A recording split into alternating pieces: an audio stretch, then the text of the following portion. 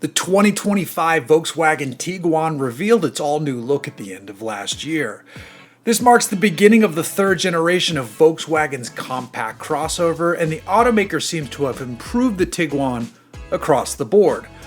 But how much will it cost? Well, we can finally answer that question, and the good news is that the price hasn't gone up that much.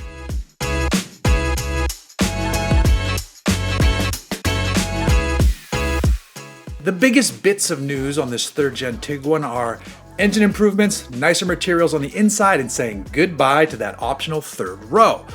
All of that seems good to me because this is a fairly tiny machine for you to be squeezing folks back there. Additionally, ditching those cramped seats saves weight. So when you pair less weight with more power, you make drivers smile.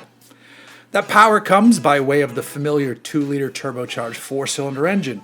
It now produces 201 horsepower, which is a healthy enough jump over the prior version's 184 horsepower.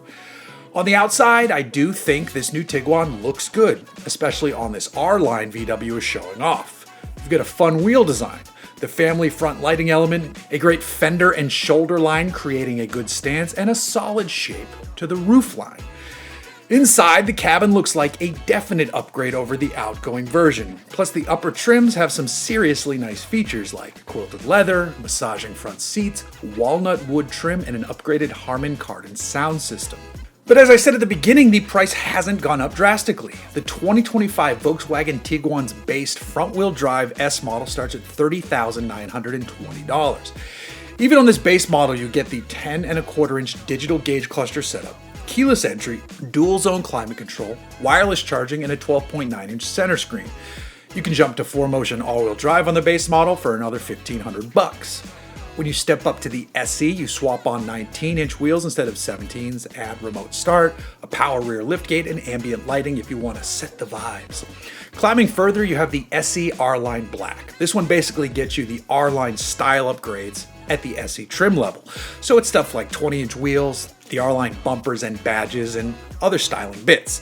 It also adds on a panoramic sunroof. At the top of the Tiguan hill sits the SEL R-Line. So you take those styling upgrades I mentioned, but then the interior is even nicer.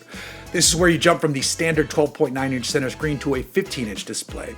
Add in the 12-speaker Harman Kardon sound system, get the massaging seats, add leather trim with ventilation to those front seats, get the quilted stitching, and also get a heated steering wheel, while rear outboard passengers get heated seats. The top spec model is $41,180, and all-wheel drive is standard here. If you don't need all that interior fanciness, the SE R-Line Black starts at just under $37,000 and gets you the better looking exterior style. Comparing this 2025 to the outgoing model, the prior version was offered as an S, Wolfsburg Edition, and SE R-Line Black. The 2024 Tiguan S started at $30,305. A Wolfsburg Edition was $32,420, and the SE R-Line Black was $36,005. And an SEL R-Line, which you can't even find on the VW retail website anymore, at least not in my area, was right about $40,000. So the new Tiguan lines up very nicely compared to the old one in terms of price, but kind of blows it out of the water in terms of style, features, and it should drive better too, thanks to that aforementioned bump in power and dip in weight.